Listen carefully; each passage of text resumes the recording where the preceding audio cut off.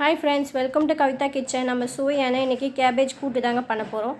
அதுக்கு 1 கிளாஸ் பாசி பருப்பு, 1 கிளாஸ் தோரம் பருப்பு சேர்த்து ஊற வச்சுக்கலாம். 10 பல்லு பூண்டு, 2 பெரிய சைஸ் வெங்காயம், 2 பெரிய சைஸ் தக்காளி, ஒரு half கேபேஜை வந்து பொடியை நறுக்கி சேர்த்துக்கலாம். அதில் 2 சிட்டிகை அளவு மஞ்சள்தூள் சேர்த்துக்கோங்க.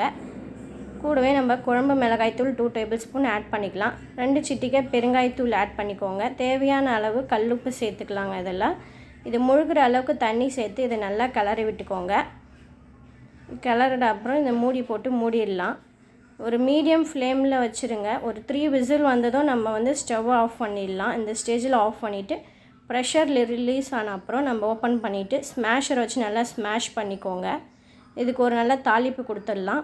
அதுக்கு தாளிப்பு கரண்டியில் எண்ணெய் சேர்த்து 1/4 ஸ்பூன் கடுகு, 1/4 ஸ்பூன் ஜீரகம், ஒரு கொத்து கருவேப்பிலை சேர்த்து இதில் ஆட் பண்ணிக்கோங்க. இது இட்லி, தோசை, ரைஸ்க்கு ரொம்ப நல்லாயிருக்கும். இந்த ரெசிபி பிடிச்சிருந்தால் லைக் பண்ணுங்கள், ஷேர் பண்ணுங்கள், சப்ஸ்கிரைப் பண்ணுங்கள்.